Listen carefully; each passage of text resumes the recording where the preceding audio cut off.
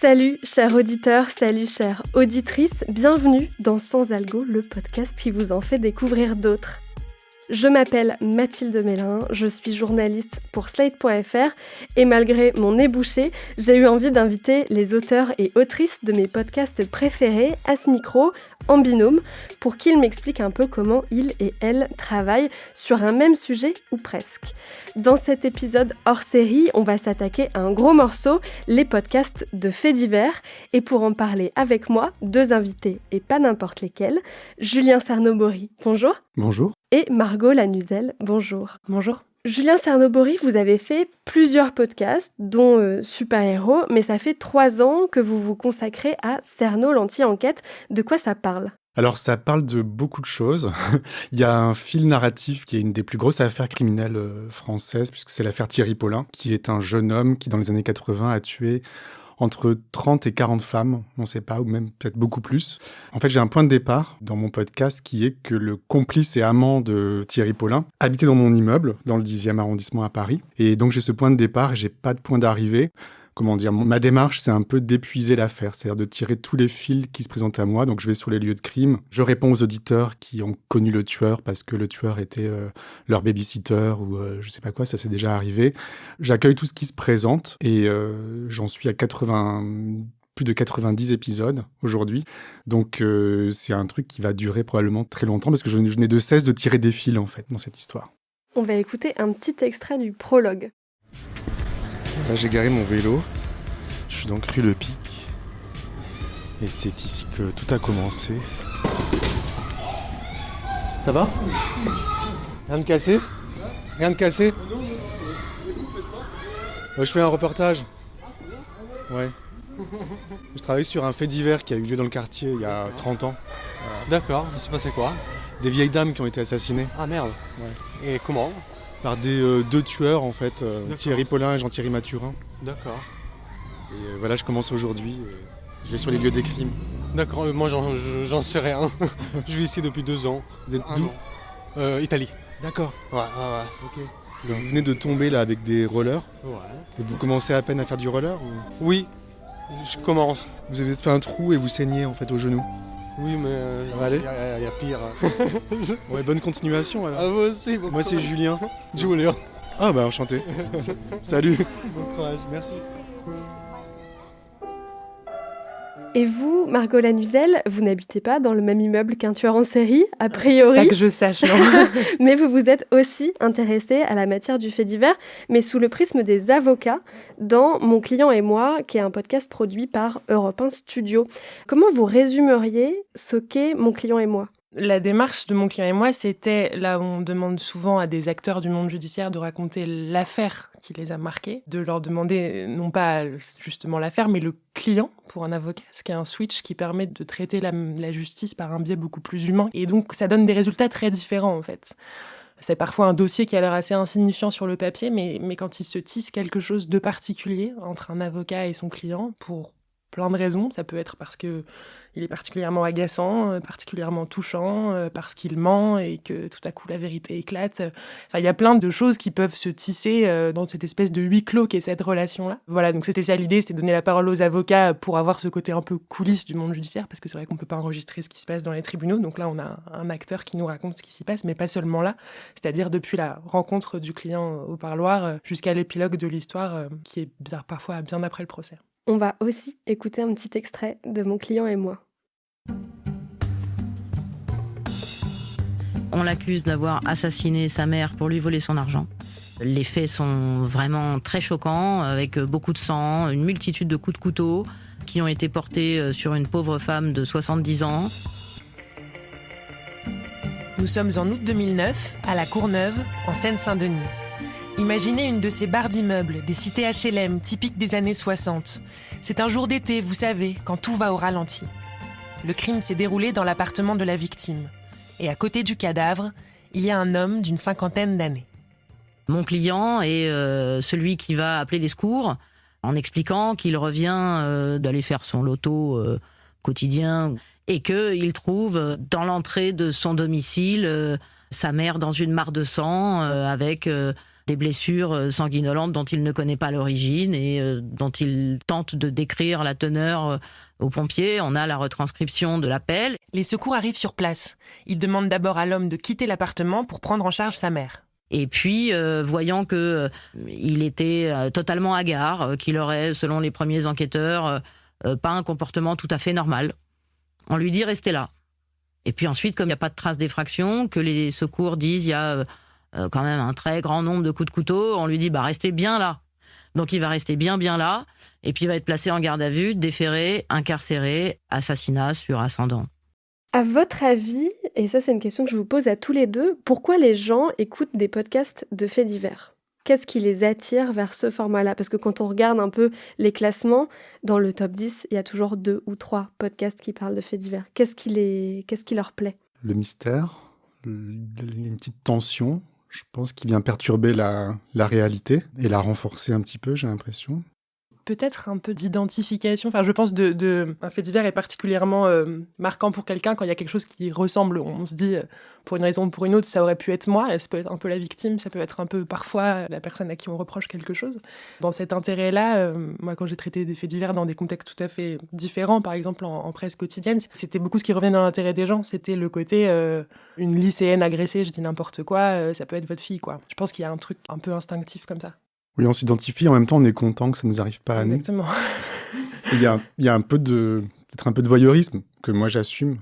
Et vous, en tant que journaliste aussi, vous avez ce sentiment que travailler sur des affaires criminelles, il y a un côté à la fois voyeuriste et à la fois un côté journalistique où vous essayez de rendre un peu compte du monde, d'une partie du monde qu'on connaît peut-être moins. Disons que l'affaire criminelle dans mon podcast est vraiment pas un prétexte, parce que c'est une affaire qui est intéressante et qui m'intéresse et qui me passionne et que je découvre et que j'approfondis.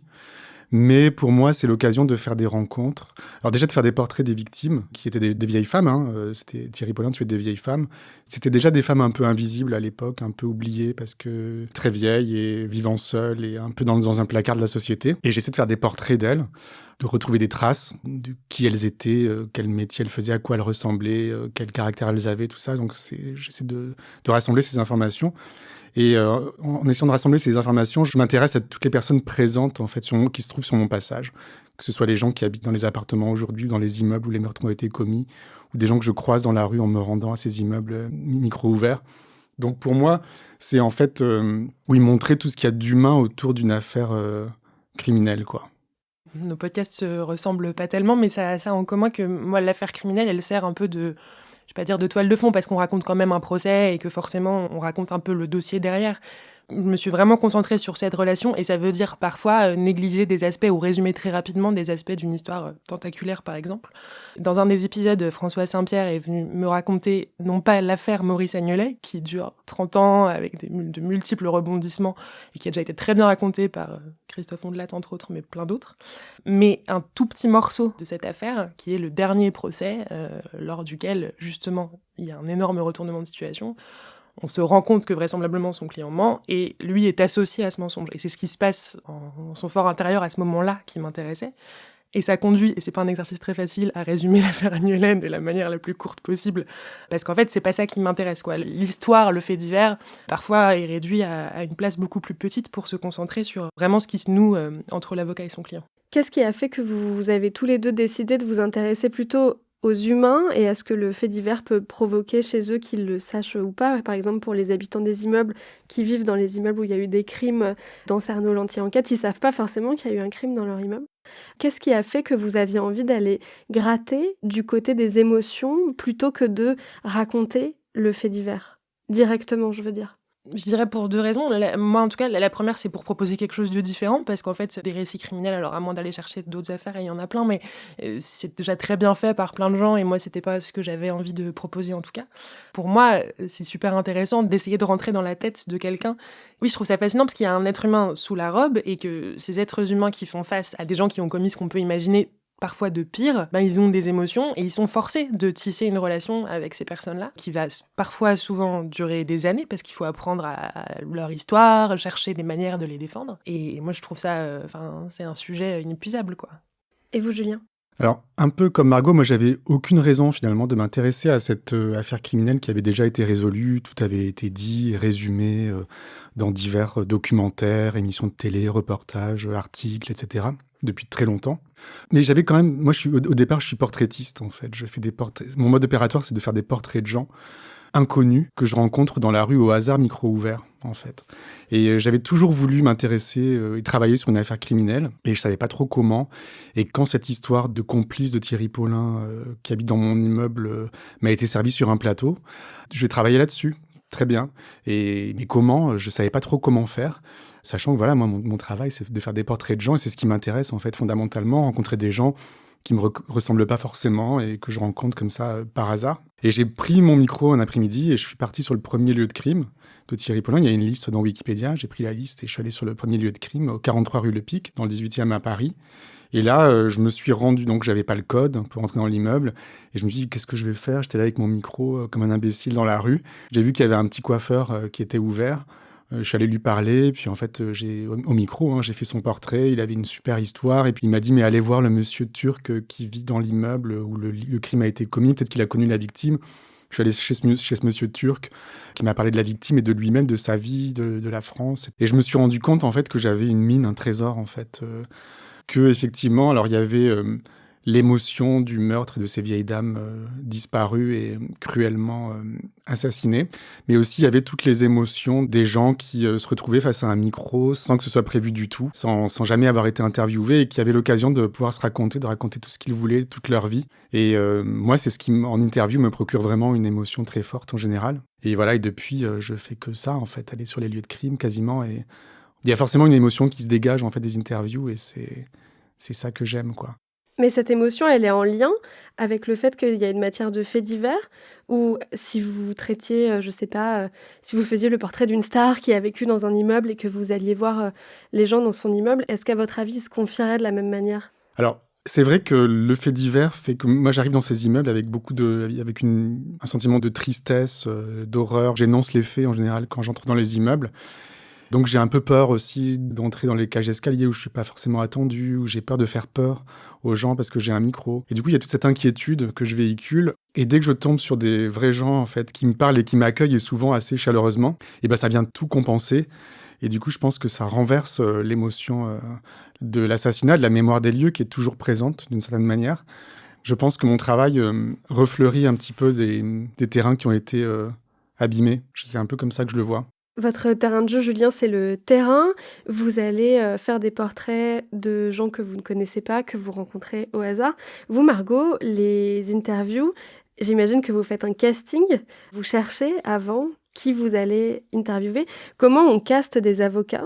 Parce que c'est des affaires que vous aviez vues passer par ailleurs, parce que vous les connaissez personnellement. À part l'affaire annulée qui est connue, il y a aucune des affaires qui est dans le podcast que je connaissais avant. Les avocats, en revanche, certains, oui. C'était des avocats que j'avais parfois croisés parce que je couvrais des procès pour le site d'Europe 1 à l'époque. Et donc, il y a certains de ces avocats vers lesquels je me suis tournée, à qui j'ai demandé de m'orienter vers d'autres avocats. Il y en a d'autres que j'ai rencontrés un peu à diverses occasions. Donc, j'ai demandé à beaucoup plus d'avocats que ceux qui finalement sont dans le podcast. J'ai posé cette question toute simple en fait, qui est c'est qui le client qui, pour toutes les raisons que vous voulez, a marqué votre carrière, positivement ou négativement, celui que vous n'oublierez jamais. Et après, j'ai sélectionné les histoires parce que certaines étaient particulièrement fortes, pour qu'elles racontent quelque chose de différent de la justice aussi, parce que c'est un peu thématisé. J'ai pas fait 5 épisodes sur ce que c'est que la vérité pour un avocat, par exemple. Donc voilà, ça a été parfois des refus, ça a été parfois des avocats qu'il a fallu travailler un peu au corps pour qu'ils acceptent de le raconter de la manière dont je voulais qu'ils le racontent, c'est-à-dire en se confiant, en racontant ce qu'ils avaient ressenti à des moments, ce qui n'est pas toujours simple quand on est un avocat et que, par exemple, vos clients peuvent aller écouter ce podcast sur Internet avant de venir vous voir. C'est quelque chose auquel ils n'avaient pas forcément pensé, mais on me l'a dit après. Il y a aussi des avocats qui m'ont dit que ça les intéressait pas du tout, ou que... Enfin, voilà, mais globalement, ils ont plutôt, je pense, ceux qui l'ont fait, trouvé que l'exercice était différent. Et parfois, par exemple, François Saint-Pierre, qui avait déjà raconté cette affaire annulée, il n'y a pas que lui dans le podcast, mais m'a dit qu'il ne l'avait jamais raconté comme ça. Je lui ai demandé vraiment de faire un travail d'introspection assez différent, quoi. L'introspection, c'est peut-être le point commun entre vos podcasts, au-delà du fait divers. Comment vous faites pour que les gens mettent leurs tripes sur la table et vous confient un truc hyper intime? Est-ce qu'il y a des techniques d'interview? Est-ce que c'est du feeling au moment? Et est-ce que ça vous est déjà arrivé d'avoir des interviews où vous avez beau essayer de fendre l'armure, ça ne fonctionne pas et ça ne donne rien? Alors, comme je connais pas les gens que je vais rencontrer, je n'ai pas fait de casting, je sais pas sur qui je vais tomber, les gens ne s'attendent pas à me rencontrer, n'ont jamais été interviewés. En fait, pour pouvoir interviewer, il faut du coup être hyper observateur et hyper à l'écoute pour voir ce qui se dégage en fait et pour un peu écouter. Moi, j'essaie d'écouter ce que je ressens quand je regarde et quand j'écoute les gens. Et pour savoir où on va en fait, où on dirige l'interview, sur quoi on la dirige et tout ça. En général, le sujet émerge tout seul. Et comme c'est des gens qui n'ont jamais été interviewés, souvent, au bout d'un moment, ils comprennent qu'en fait, je leur tends un micro pour qu'ils puissent s'exprimer et ils s'en saisissent. Et il y a une émotion qui naît de part et d'autre en fait. Il y a une rencontre très forte. Je ne sais pas comment ça s'opère, mais il y a cette magie-là. Il y a une émotion qui émerge et qui prend le dessus. À chaque fois? Quasiment à chaque fois. Ça arrive que moi, j'ai rien ressenti et que je sens qu'en face, c'est pareil. Mais c'est rare, en fait. Je dirais que c'est rare et je n'arrive pas à expliquer pourquoi. Auquel cas, qu'est-ce que vous faites? Vous les coupez au montage ou vous les gardez quand même? En général, je garde tout au montage, ouais, sans exception. Parce que pour moi, la réaction des gens fait partie du truc, quoi. J'aime bien qu'il y ait des portraits très contrastés, en fait, dans le podcast. Et les gens ne sont pas que sympathiques. Et moi, je ne suis pas que patient aussi et pas que empathique non plus. Donc dans ce cas-là, je le montre. Je le fais entendre en tout cas. Et vous, Margot, comment ça se passe les interviews pour mon client et moi? Il y a des pré-interviews avant, il y a des scripts, comment ça Oui, fonctionne? la grosse différence, c'est que ce qu'on entend dans Mon client et moi, c'est pas du tout ma première interaction avec ces avocats, parce qu'ils sont très habitués en fait à parler dans les médias, à contrôler ce qu'ils disent. Donc on peut faire une interview très inintéressante d'un avocat du point de vue du podcast, de ce que j'essaye de faire moi.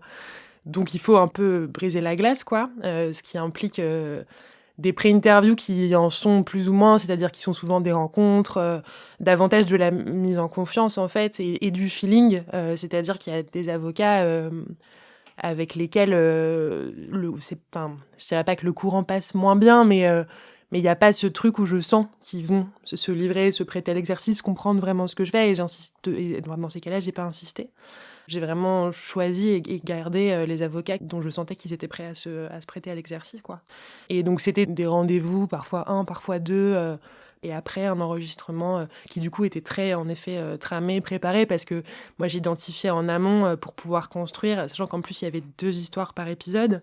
Donc, ça veut dire les imbriquer l'une dans l'autre. Donc, il y avait forcément des moments qu'il fallait que j'aie, des scènes de l'histoire qu'il fallait raconter, en plus au présent, ce qui n'est pas un exercice qu'ils ont l'habitude de faire non plus. Et du coup, moi, mes trames d'interview étaient très écrites. Après, on s'arrangeait au moment de l'enregistrement, mais il y avait beaucoup de travail en amont. Ouais. Quand on traite d'affaires criminelles, surtout quand il y a eu des morts ou des victimes, à quel point on peut s'en approcher en tant que journaliste, je veux dire. Je pense notamment, je sais que Julien, vous avez essayé de rencontrer la mère de Thierry Paulin, la mère du tueur. La rencontre n'a pas eu lieu de la façon que vous aviez imaginé. Est-ce qu'en fait, c'est parce que vous étiez en train d'aller trop près de cette histoire? Je sais pas si c'était parce que j'étais trop près. C'est possible, hein, moi je me sentais trop près. En tout cas, ce jour-là, quand j'ai essayé donc je suis allé en Martinique pour essayer de rencontrer la mère de Thierry Paulin. Je l'ai beaucoup cherché, j'ai essayé de lui téléphoner, ça marchait pas. Finalement, je me suis rendu chez elle, micro ouvert. En fait, je pense que ce qui n'a pas marché, c'est que j'avais un objectif. Et moi, je fonctionne sans objectif. En général, je vais sur les lieux de crime, mais j'ai personne en particulier que je dois rencontrer. Et je sais que quand j'ai un objectif, j'arrive pas à fonctionner, en fait. Et là, j'ai perdu tous mes moyens. Autant j'avais rencontré déjà 200 personnes dans mon podcast que j'avais réussi à interviewer et qui avaient un rapport plus ou moins proche avec l'affaire. Autant là, j'ai vraiment pas réussi. Effectivement, peut-être que je me sentais un peu mal, en fait, d'être si près, pas légitime. Je voulais pas remuer quelque chose de difficile pour cette femme qui a vécu un gros traumatisme, je pense. Et finalement, je suis pas mécontent que ça n'ait pas eu lieu, quoi. Mais effectivement, vous avez raison, Mathilde, en fait, plus je me sens proche et moins ça fonctionne, quoi. Et vous, est-ce qu'il y a des éléments d'affaires dont vous ne pouviez pas parler ou que vous avez coupé au montage parce qu'on était trop proche de la matière judiciaire? On allait trop dans l'affaire, en fait, et c'était pas ce que vous vouliez. Non, pas vraiment, je pense pas. J'ai toujours eu juste à l'esprit de pas me concentrer sur l'affaire et justement de garder ça un peu comme un décor, quoi, de cette relation client-avocat. Et c'était plus ça, en fait, qui m'a guidée. Donc je me suis jamais rien interdit pour des raisons, parce que ce serait... Et pourtant, il y avait des histoires parfois très dures, qu'il fallait raconter, pas mal... des histoires difficiles, quoi. Mais pour moi, tant qu'elles étaient racontées par ce prisme-là... Je me suis rien interdit. Et c'est drôle dans l'idée d'approcher... alors moi, c'était pas un auteur de fait, mais il y a un des avocats, Martin Pradel, qui m'a raconté l'histoire d'une jeune femme tunisienne qui avait été violée par des policiers en Tunisie et qui l'a défendue, et qui est une histoire qui l'a beaucoup touchée et qui est très touchante, c'est vrai. Elle lui demandait de plaider la peine de mort et que c'était contre ses convictions à lui. En fait, c'est d'abord une femme qui vient le rencontrer en lui expliquant qu'elle a été victime de viol de la part de policiers alors qu'elle était arrêtée au bord de la route pour un contrôle routier dans la banlieue de Tunis. Et Martin Pradel la reçoit et tout de suite convaincu, un avocat très engagé pour les droits humains et pour les droits des femmes aussi, et tout de suite convaincu par l'idée qu'il faut la défendre. Sauf qu'au premier rendez-vous, ça ne ressort pas, puis au bout de 3-4 rendez-vous, elle lui dit comme si c'était une évidence qu'elle veut que ses agresseurs soient condamnés à la peine de mort, ce qui est évidemment un problème très important pour un avocat très attaché aux droits humains en France, quoi. Et cette jeune femme, parce que moi en fait je raconte à chaque fois un peu l'histoire des clients par le biais des avocats, et uniquement par ce biais, c'est d'ailleurs, c'est assumé, c'est vrai que je ne cherche pas à faire une enquête sur les histoires indépendamment de ça, j'ai le récit de l'avocat avec ses parties pris, mais j'en suis tout à fait consciente. Et donc, j'ai brossé dans l'épisode, le podcast de cette femme à travers les yeux de Martin Pradel. Et il a été question que je la rencontre, parce qu'il me l'avait proposé qu'elle était à Paris à un moment, et puis ça s'est pas fait à cause du Covid. Mais je me suis demandé ce que ça aurait été... parce qu'en plus, elle l'avait écouté. Il m'avait dit qu'elle avait trouvé ça, qu'elle s'était reconnue dans l'histoire, mais je sais pas trop ce que j'aurais eu à dire face à quelqu'un dont j'avais dit le prénom 20 fois sans jamais la voir, en racontant des choses très très intimes la concernant. C'était un peu intimidant. Je pense que je serais contente de la voir un jour, mais l'occasion s'est pas présentée en tout cas pour l'instant. Julien, il y a un peu la même chose avec le complice de Thierry Paulin, Jean-Thierry Mathurin, qui lui est toujours en vie, dont vous vous êtes approché de loin à un moment de la série. Si vous aviez l'occasion de l'interviewer, est-ce que vous en auriez envie ? Oui. Mais dès le début, j'ai interviewé justement son avocate, Maître Arnold, qui était une super avocate, et j'ai adoré cette interview, et elle s'est exprimée avec beaucoup d'émotion aussi, et je pense que c'est aussi l'affaire de sa vie. Donc je lui avais demandé si je pouvais interviewer son client. Elle m'avait dit que c'était pas possible parce qu'il tente de se reconstruire aujourd'hui. Il a fait déjà 20 ans de prison et il est sorti depuis 15 ans. Donc voilà, elle a refusé. Mais j'aimerais bien un jour. Alors pas forcément pour qu'il me raconte l'affaire. J'ai pas forcément envie qu'il me raconte ou qu'il me ressorte tout ce qui a été dit à son procès. Mais qui me raconte sa vie de A à Z, en fait, depuis l'enfance, pour que je vois un peu à qui j'ai affaire et pour me donner l'occasion de creuser ce personnage sur lequel je travaille depuis déjà 3 ans. Et voilà, j'aimerais le connaître. Ouais. Comment on fait dans un podcast, quand en plus on n'a que l'audio sur lequel s'appuyer, pour dessiner en creux des personnages comme ça, que ce soit Thierry Paulin et Jean-Thierry Mathurin, qui n'interviennent donc jamais dedans, mais qui sont au centre de l'histoire, ou les clients des avocats que vous interviewez. Comment on fait pour mettre au centre de l'histoire quelqu'un qui n'est pas là ?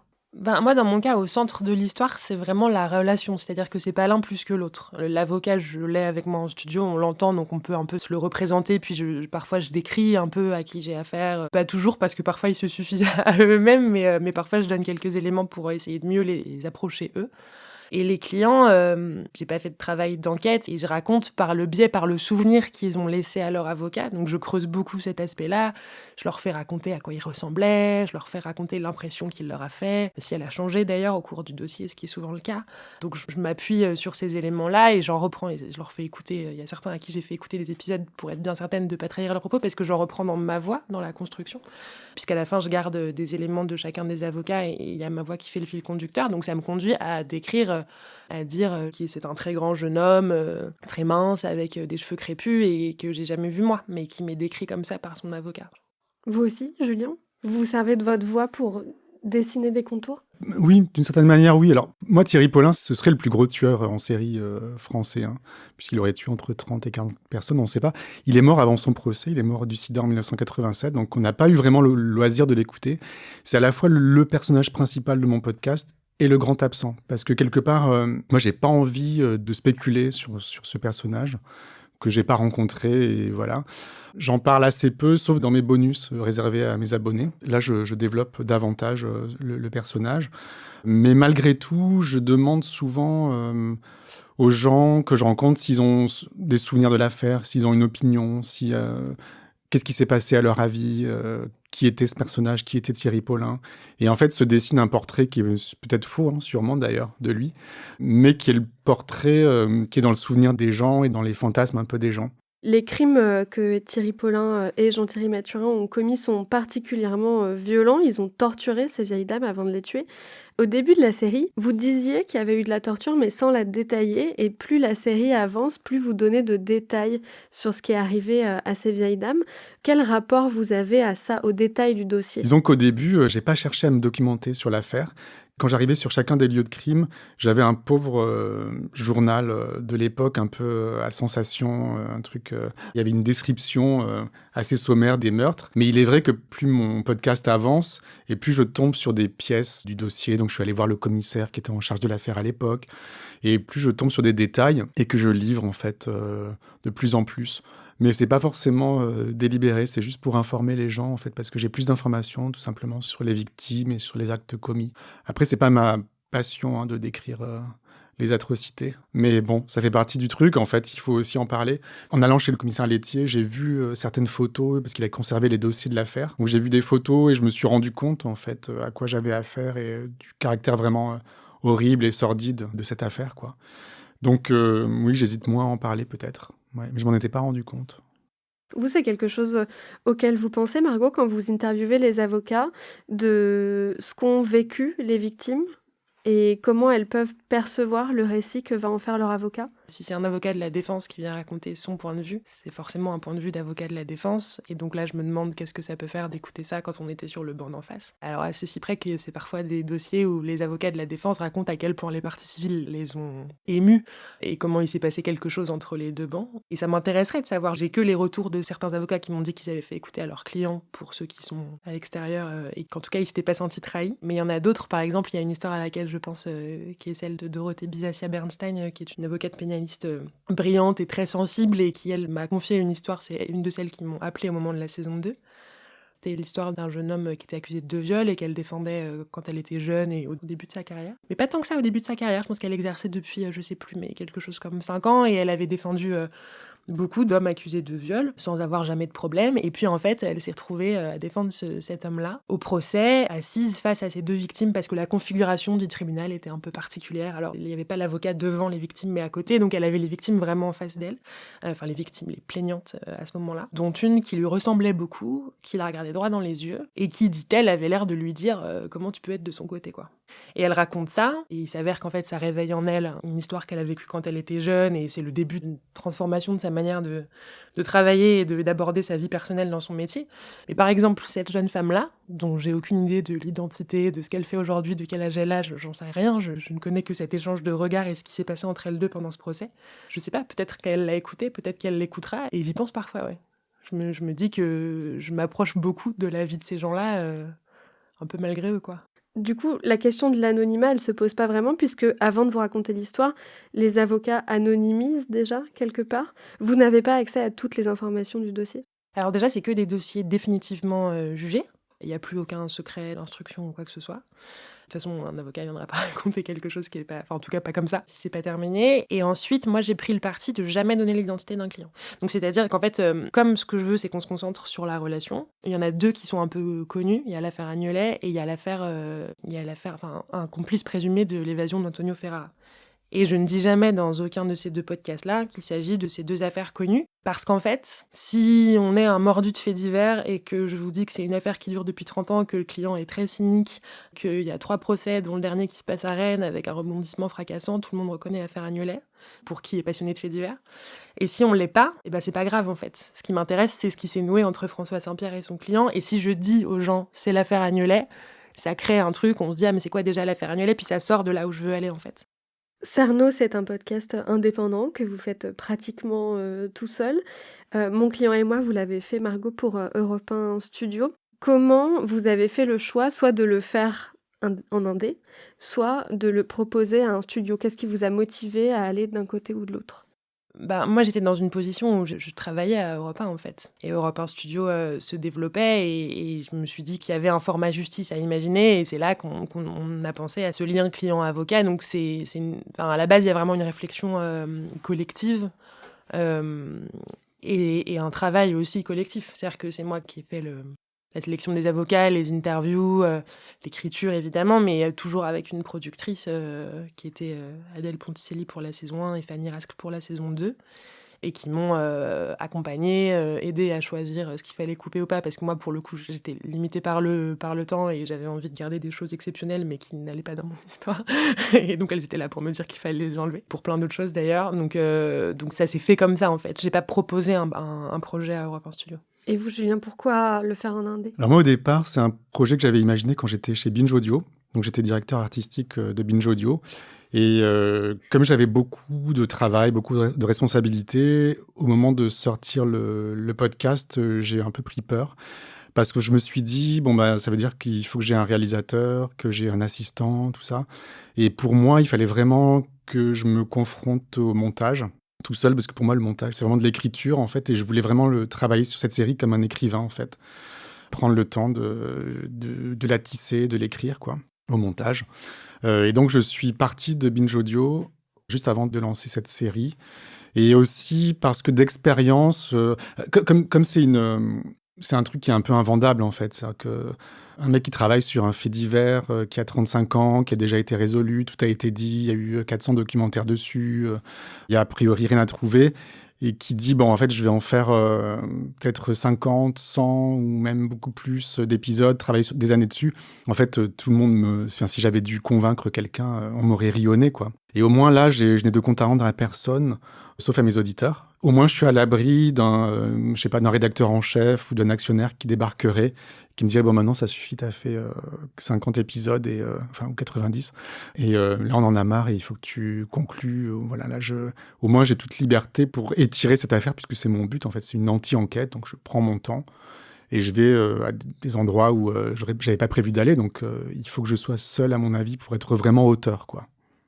Comment on sait, soit qu'on a fini de travailler sur cette affaire, comment vous saurez que c'est le point final, soit que c'est bon, on a ce qu'il faut pour une saison et on va s'en tenir à ça ? Moi, en ce qui me concerne, on a fait une saison 1 où on construisait un format qui après est devenu assez évident au fur et à mesure, mais au début on se disait quand même que c'était nouveau sur la manière de le faire, et en plus le fait d'imbriquer 2 histoires comme ça était pas forcément... ça a été un peu le jus de crâne à la base. Donc la saison 1, on s'était dit qu'on faisait 5 épisodes, et en fait c'était beaucoup de travail, parce que du coup c'est 2 très longues interviews qu'il faut imbriquer, donc ça implique de trouver les histoires par 2 en fait. Parfois j'avais une très bonne histoire sur un thème, et il fallait que je trouve la deuxième, et du coup c'était une des premières que j'identifiais dans la construction de la saison, et puis on attendait, et j'avais toujours pas la seconde. Donc on s'est dit qu'on faisait une première saison à 5, et du coup on a gardé le même travail pour la deuxième, aussi parce que je faisais pas que ça à Europe 1 et que le temps était pas infini. Je pense qu'on aurait pu en faire plus. Je pense aussi qu'on n'aurait pas pu en faire 100, parce que c'était pas complètement inépuisable dans les leçons que ça tire, en fait. Même si le fait qu'il y ait 2 histoires vise à ce que ce soit pas conclusif, que ce soit pas la vérité selon tel avocat, parce que ça donne toujours un peu de perspective au sujet, mais n'empêche que on traite, je sais pas, le client qui fait peur, le client qui ment, le client qui touche particulièrement, ou la victime quand on est sur le banc de la défense, bref.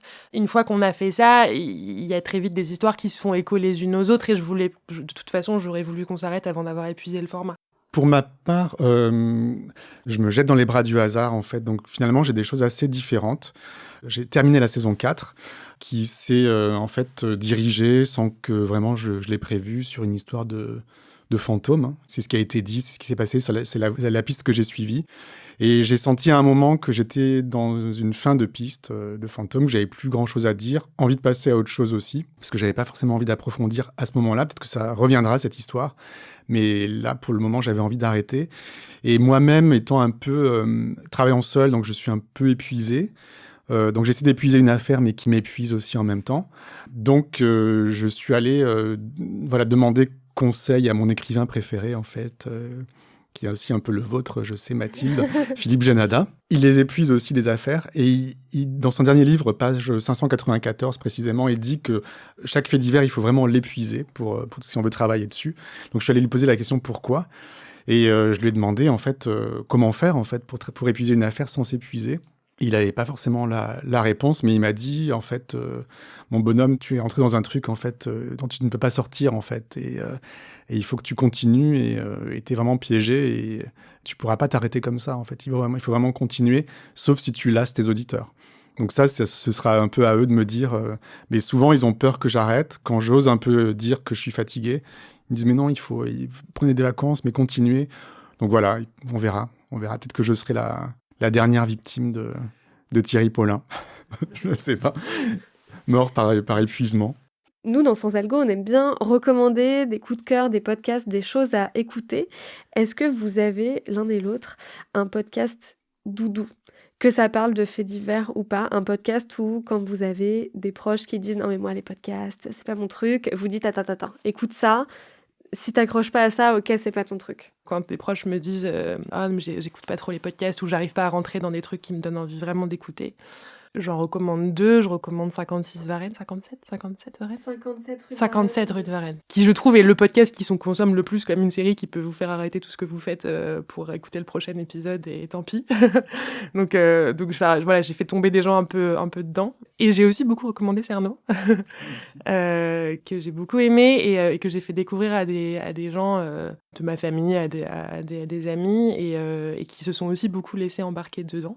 Ça, c'est les podcasts doudou. Et mon dernier gros coup de cœur de podcast fait divers à moi, parce que je continue quand même à écouter un peu des histoires comme ça, c'est Les Enfants de Novembre, la série de Stéphane Berthomé pour Radio-Canada. C'est sur des disparitions d'enfants non élucidés, mais c'est un ancien policier devenu journaliste qui fait des enquêtes au Canada. Et c'est pareil, je trouve ça complètement addictif et très bien raconté. Et il est dans une démarche un peu... où il enregistre un peu l'avancée de son travail, en fait. C'est une espèce de contre-enquête. Et ça s'écoute vraiment très très bien, avec des excellents accents québécois qui ajoutent beaucoup de sel au format. Excellent podcast. Si vous voulez en savoir plus, vous pouvez aller écouter l'épisode 5 de Sans Algo qui était sur ce podcast et où Stéphane Berthomé racontait les coulisses de son travail. Et vous, Julien, est-ce que vous avez un podcast doudou, quelque chose que vous aimez bien recommander ? Comme Margot, 57 rue de Varennes, moi je suis absolument fan. Mais aussi, j'allais dire, quand vous avez posé la question, parce qu'il y en a plein, donc ça se télescope un peu dans ma tête, je ne sais plus très bien... quoi recommander, mais il y a aussi un autre podcast de François Perrage que j'adore sur Arte Radio qui est De Guerre en Fils. Et pour moi, c'est vraiment un excellent podcast et que je réécoute régulièrement et à chaque fois, je me dis waouh. J'aime beaucoup aussi Mes années boom ou Nos années boom d'Adila Benedjaizou. C'est dans Les Pieds sur Terre, en fait, sur France Culture. Ça, vraiment, j'ai adoré. Donc, c'est un podcast que je conseille en général aussi. On vous mettra le lien dans la description pour découvrir ce podcast et tous les autres dont on a parlé aujourd'hui. Merci beaucoup Margot Lanuzel et Julien Cernobori d'être venus parler de faits divers au micro de Sans Algo. J'espère que vous n'avez pas été traumatisés, tout va bien. Très agréable. Merci beaucoup. Merci à vous. Quant à moi, je vous donne rendez-vous dans 15 jours pour le prochain épisode hors série de Sans Algo, toujours avec la crème de la crème du podcast ou peut-être de la radio, on ne sait pas. En attendant, n'oubliez pas, ne laissez pas traîner vos grands-mères. Sans Algo est un podcast de Mathilde Mélin, produit et réalisé par Slate.fr, sous la direction de Christophe Caron et de Benjamin Septem-Ours. Merci à Benjamin Septem-Ours pour l'enregistrement et à Mona Delahaye pour le montage.